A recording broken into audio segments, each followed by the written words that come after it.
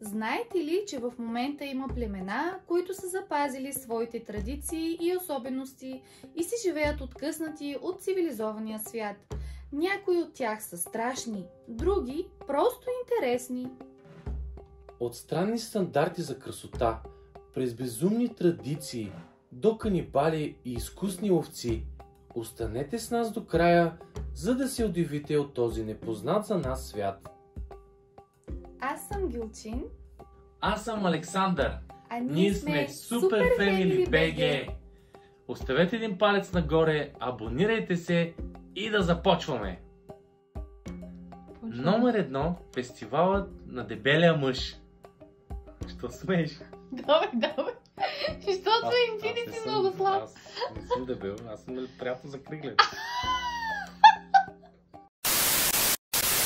Въпреки влиянието на цивилизацията по света, Етиопия е запазила своята култура непокътната.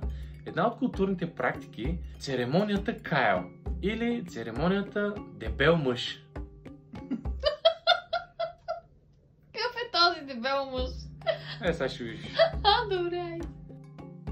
Тя е практикувана от племето Боди. Хората от това племе са земеделци, които се занимават все още с бартерна търговия. Т.е. дават нещо, за да вземат нещо. Месо за мед и така нататък. Но най-скъпото за тях е кравата. Кръвта и млякото е безценно за тях, защото е основната им храна. Церемонията Кайл се празнува в началото на всяка година. Жените там харесват дебели мъже, защото да си дебел означава, че имаш крави, а те се равняват на пари. Тоест, голямото тяло е знак за просперитет. В периода на празненствата необвързаните мъже пият кръв от кравите, като порязват някои от вените им. През целия ден смесват кръв и краве мляко, за да са във върхова форма. Победителите печелят титлата Дебел мъж на годината. Вау!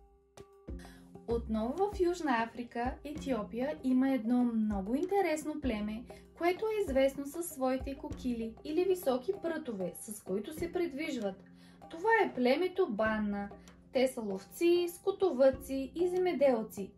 Първоначално младите овчари започнали да ходят на високи пръчки, за да се предпазят от нападения на диви животни или змии. По-късно се използват и на ритуали и празници, както и от най-малките и най-възрастните, защото кокилите са се превърнали в тяхна традиция. Номер 3. Бързи танци с маска. Маската заоли е дълбоко вградена в историята на народа Гуру от Африка. Тя се носи при ритуали, когато се изпълнява традиционен супер бърз танц. Този танц е може би един от най-сложните в света. Толкова е труден за изпълнение, че не всеки в племето е способен да го изиграе. Казват, че дори Майкъл Джексън не би могъл. Всяко село си има танцор, който танцува на сватби и различни церемонии. Хората вярват, че специалните маски и танцът повишават производителността на селяните и спомага за обединяването на хората. Между другото, танца много ми прилича на едно животинче, което също танцува по подобен начин, и това е пълновия паяк. Той е така омайва своите женски. Интересно. Номер 4. Народът Апатани. Апатани са племенна група от около 60 000 души, живеещи в хималайската част на Индия. Жените на племето били изключително красиви и били отвличани от съседни племена в миналото. За да предотвратят това, старейшините на селото предложили всяка жена да сложи тапи в носа и да татуира лицето си, за да ги направи по-малко привлекателни за нападателите. Сега тази практика се е превърнала в част от културата на племето. Приятели, стигнахме до половината видео. Абонирайте се, дайте един палец нагоре, защото сега идват малко по-страшните и чудати племена, така че да продължаваме. Номер 5. Калните хора от племето Асаро. Представяте ли си дяволи да ви скочат от джунглата? Те живеят в Нова Гвинея и носят необичайни маски. Произходът на маските идва от една легенда. Племето Асаро имало вражда с друго племе, което искало да ги нападне при вечер. Асарците се скрили в калните води на река Асаро и когато дошло време да излязат за да отвърнат на нападението, целите били в сила кал, а нападателите ги взели за зли духове, понеже в тамошните вярвания духовете са реални и избягали от страх. От тогава племето Асаро се маже с кал и си правят маски от кал и глина, за да прогонват злите духове и за да са по-страшни при нападения. Напомнят ли тези асарски маски на едни наши маски, които също използваме за да гоним злите сили? Я пишете в коментарите, ако са сетили. Номер 6. Племена канибали. Знаете ли кой е Джеймс Кук? Той е един от най-големите мореплаватели и откриватели на 18 век. Заедно със своя кораб той кръстосва Тихия океан. Между другото, той дава името Тих океан. Той е от първите достигнали ледените шапки на Антарктида на юг и на Арктика на север. Когато открива Австралия, той описва интересния живот там и местните племена. След всичките тези години той достига до Южна Америка на остров Хаити. Там го изяждат туземци. Не е жалко. Толкова велик човек да свърши по този нелеп начин. И това е било 18 век, ще си кажете вие. Но знаете ли, че днешно време в 21 век има няколко племена, които ако ви докопат, могат да ви изядат за вечеря. В Индия агорите са племенна група, използваща различни опияти и човешка плът в своите ритуали. Те обитават река Ганг и събират пуснати трупове по нея, понеже там така изпращат своите близки, когато умрат. Та племето агори е нещо като лешояди, които прочистват от трупове. Друго племе е Асмат от остров Нова Гвинея в близост до Австралия, което залавя своите жертви и използва черепите им за готвене, след като оглозват костите. Много откриватели и мореплаватели са били изядени след като се накопват на племето. Номер 7. Племето Зое.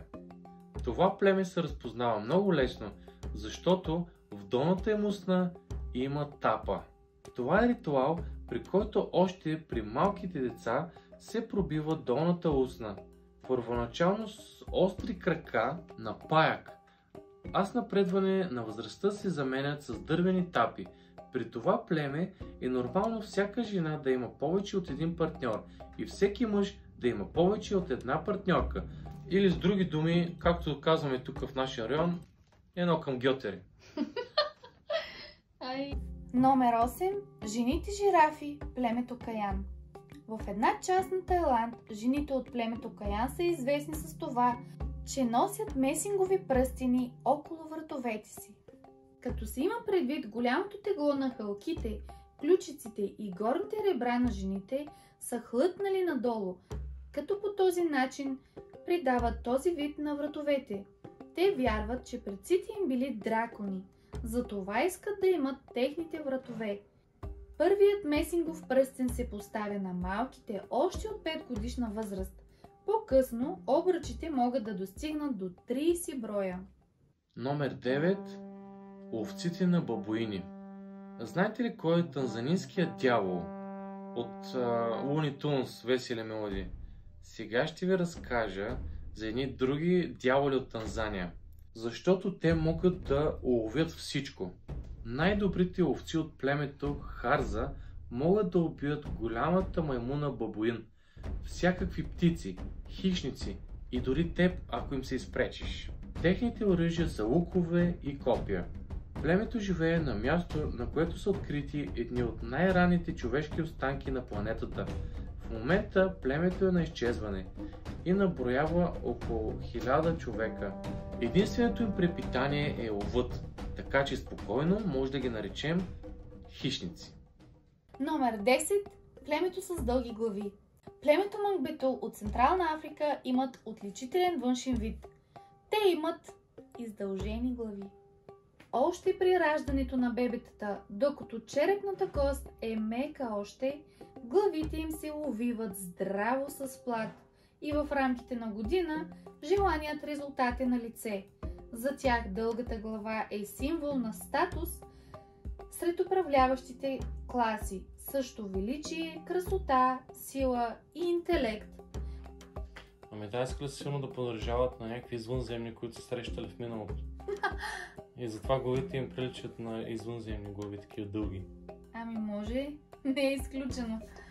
Вие бяхте с Super Family BG. Дайте един палец нагоре. Абонирайте се. Оставете един коментар. Напишете. Кое племе ви е харесало най-много? И до нови срещи!